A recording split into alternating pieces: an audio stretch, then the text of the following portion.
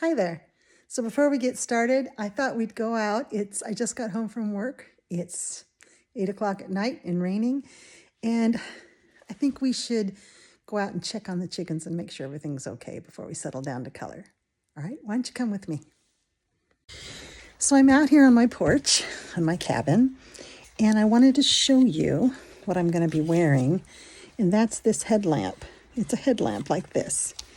And I'm going to put it, I think I'll put it over my first hat. It's a little cold right now. This is how I walk out at night so that I can have hands free.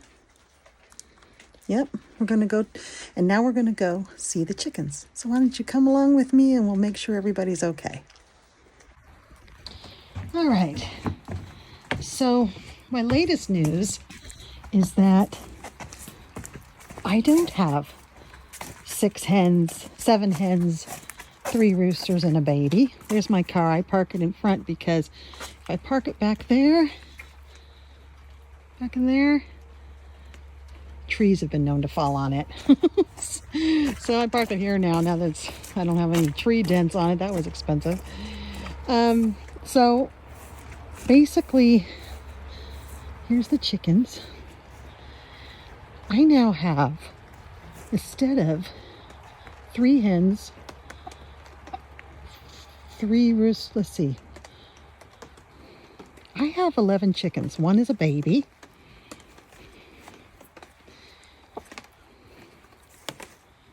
That one there is Pickles. That one there is my surprise. That is Lollipop. Well, Lollipop crowed for the first time. So now I have 4, count them, 4 roosters. There's a rooster there. That's Elvis. Now Lollipop and Elvis are best friends, and Lollipop is actually absolutely devoted to Elvis. So I was sure that Lollipop was a hen, but nope, he's a boy. The one between them is either Pickles or no, that's Pickles. Pebbles or Goose, that gray one there. She's a good layer. And her twin sister's right there, either Pebbles or Goose.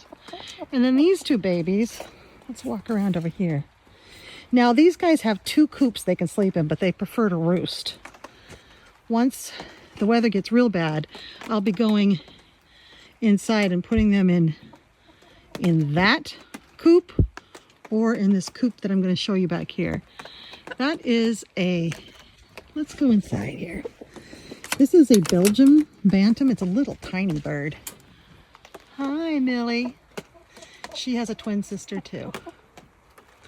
And they're not flying away or anything because A, they're tame, but B, they're also, at night, chickens like go into a coma and can't move. So I have a baby, and instead of 7 hens and 3 roosters, I have 6 hens and 4 roosters. What am I going to do with that many roosters? Luckily, only 1 is dominant. So this is an igloo setup. It is 9 feet this way by 15 feet that way, and I can just keep building it. It goes on and on. You can always add more extensions. It's got a roof on it, but I also put the tarp over it to keep the rain out. And we're gonna, I do have a large tarp that I'm gonna wrap around for the winter. I have a tarp here protecting the run from this coop. This is one of those also designed by Igloo. This is a Scandinavian design. And it can house up to 10 chickens in there. But because so many of them like to roost, and there's the roost that's inside. That one's not weatherproof, and it's just a old-fashioned wooden coop. They like to roost, so they tend to not, they're not all sleeping in here. In fact, I don't think anyone sleeps in that one. But we have a few that sleep in this one. So they sleep in the nesting box. And here is the other millefleur. Here is Poppy, who you will see, you've seen a lot of. Poppy is my sweet rooster, who's my friend. And underneath him, there's the baby. There's a black baby back in here, right there. Hi, Poppy. I'm sorry I wake you up. And Lollipop, or Lulu's in there, and she's broody, so she's sitting on some eggs. She's another Silky. The baby woke up and moved on. The babies aren't as subjected to nighttime comas. Once they get to be an adult, they do. But the baby is right there. Hi, sweetheart. That's not the baby. That's Razzle. Hi, Razzle. Razzle is a genetic problem. He is the result of two frizzles. You know, like my poppy there, frizzle poppy. Two of those mating. They should never have mated. I was told he was a frizzle. But when a frizzle and a frizzle mate, they create a frazzle. And frazzles have enlarged hearts, tiny bodies, and their feathers break. And they have skin issues, all kinds of problems. I keep him happy and healthy with a high protein diet and some special vitamins. I would humanely euthanize him at the vet's if he was suffering, but he's actually not. So he's one of my 4 roosters. Right, Lolly, I really thought you were a hen. Lollipop acts like a hen because he doesn't want to mount the other roosters. I mean the other chickens, hens. He didn't start crowing till just now, and he loves Elvis. All he wants to do is hang around Elvis. So, you know, he's my special boy. All right, so when the winter comes, they look good. They're all locked down. I've had trees fall on the run twice, but this run is built for that, which is why I spend the money and put together a system like this. That there is just an extra isolation cage if I need to isolate a chicken. I am trying to catch a lost homing pigeon that's been hanging around. And this is the viewing. I have neighbors that come walk their dogs through my property, and they'll come sit here and read a book and let their dogs watch chicken TV. This is chicken TV. And now you've seen my chickens. So let's head back to that cheery little cabin over there and turn on a fire, and let's get to coloring. Hello, hi, it's me, Candice. Happy catastrophe. I hope you enjoyed seeing my chickens at night. I'm trying something new with a voiceover today. I do have a fancy microphone coming in the mail, so the sound will get better as I do these videos. But today I want to play with some watercolors. So this is a new set I just purchased. It's the Kuretake Graphite colors. Very opaque, very muted, very grungy, absolutely gorgeous. And then I also purchased the Kuretake Granulating watercolors. Now these are constantly out of stock in Amazon, and they're $20 for 5 paints. So I thought that was kind of expensive, but they are so wonderful. Doodle Robot and several folks have been playing with them, and I just love how you never quite know what they're going to look like. I love the surprise. So today, let's get some water on these, first on the graphites and then on the granulating. I want the water to really soak in, and with extra water on the granulating, because the trick with the granulating I've found, and from what I've heard, is that they need a lot of water in order to show all their glory. So here we're going to swatch the graphite colors. I love these. I've already used them in several pages. You'll see them in September. I use them in a Hannah Carlzon page, and they work great on that paper. This paper that I'm swatching now is actual watercolor paper. Like, this would be probably the best they'll look because it's paper that's made for watercolors. So if I wanted to see what they would look like on paper that's actually made for them, and then and know that that's the potential that they have. Although I've already used them in coloring books, and so far every coloring book I've used, it's worked out really nicely. Any coloring book that can take paint with a little water. Now these you don't need as much water as the granulating ones. However, as you can see, they're very opaque and very dark without water, without much water. You can make them thinner, and I have done that. On that Hannah Carlzon page I did, there are times when I used it thick and times when I used it thin. I'm currently now using these in an Alan Robert book, the Universal Monsters book, and I'm using that graphite green that I just put down there. That is my favorite one in the whole pan. I use it a lot, and I've used it so that I've watered it down enough so that it's transparent at times, and then I've also used it completely opaque. So I love the versatility of these. If you all saw my completed pages for August, you would have seen that I did a Hannah Carlzon page where I took this star-catching rabbit and elf child and made it into a spooky page by making the rabbit into a scary clown and made them both really dirty and scary. I use these paints a lot.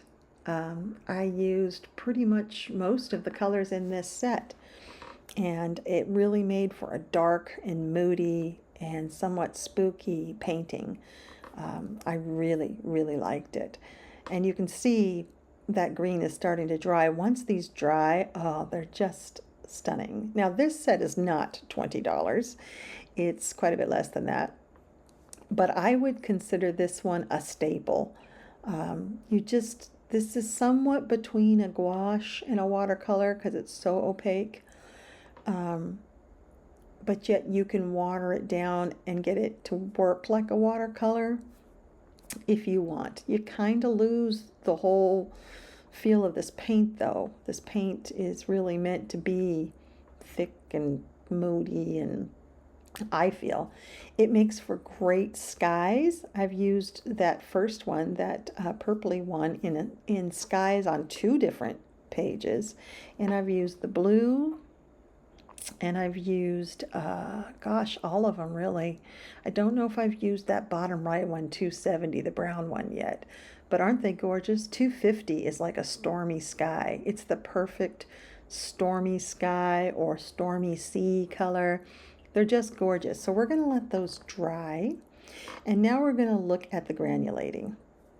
The granulating need a lot of water, and I didn't quite get enough water on most of these swatches, and you will see. See right there, I'm picking up quite a bit of paint, and the more pigment you have in there, the less it's going to granulate. It needs a lot of water to be kind of thin to really granulate. However, you might just like this color and don't care if it doesn't granulate. You know, they're beautiful colors, and it will granulate some. You'll see this one. I'm not sure what granulating is. It's like there are 2 separate pigments that don't mix that are in this paint, and they separate when you add water to them. I don't know, it's some kind of voodoo. Look at that. See, you can see it there. The blue is on top, kind of rose to the top of that wet paint. When you mix it all in, it's a beautiful purple, but then when you put it on the page and it dries, it separates again. So some kind of magic.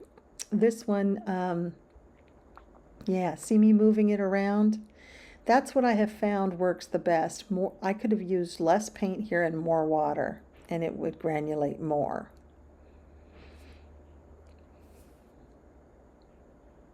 Now, I haven't used these as much.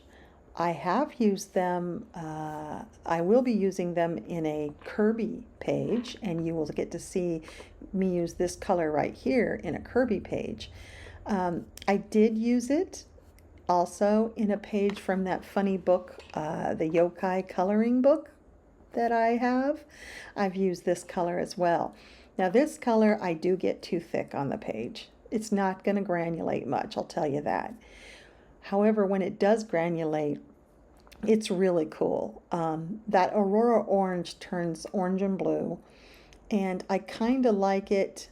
Did I just mix those 2 colors?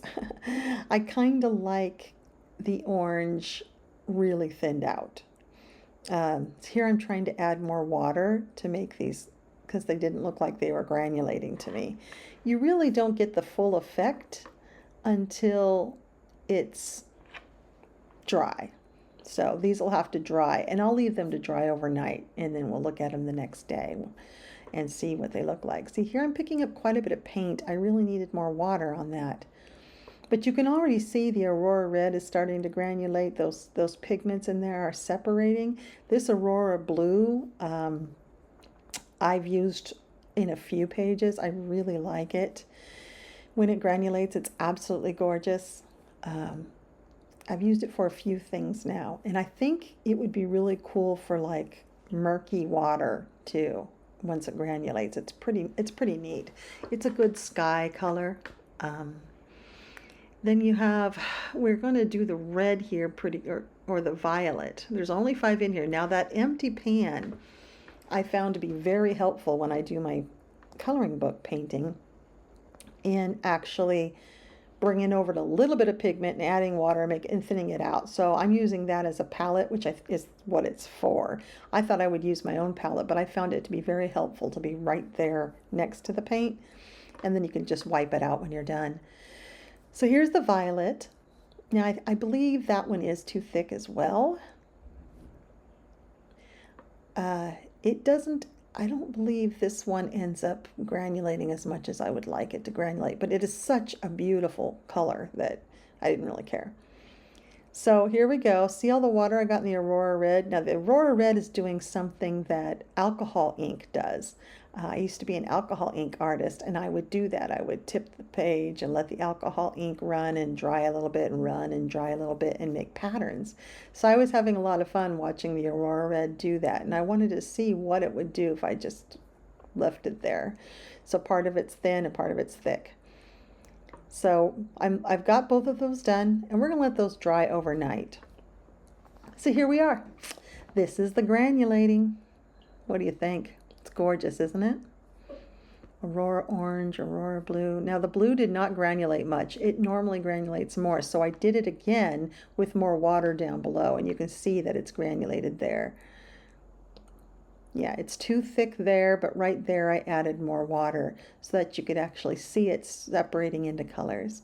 The orange, yeah, that one was too thick. I do that with more water later. And then of course the red is really cool. And so is the pink. They're just really neat paints. They just never look the same. I mean, swatching is fine, but I'm never going to get that look again. They're different every time you use them. So out of the pan, they don't look like much. They just look like a bunch of browns, don't they? But they are absolutely gorgeous. And that's the pan I used to do the, I thought it was the Aurora Red, but it's actually the Aurora Blue.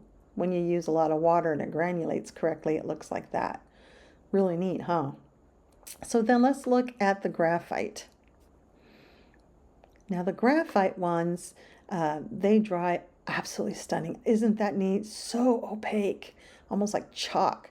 Now the shiny down there on 270, I don't know if that's a spot that had too much water or too much pigment, but it didn't dry completely and it's sticky. So I think you need to make sure on these that you get a very consistent water ratio to paint all the way through your piece of artwork. You don't want water standing like you can have with the granulating. Aren't those gorgeous? There just isn't any paint like those paints that have the graphite in them. And you can find Derwent has them, and several different paint companies have these graphite infused paints. So I'm going to use the Aurora Orange here, and I'm working on that werewolf out of one of Kerby's books. And this is Mythomorphia.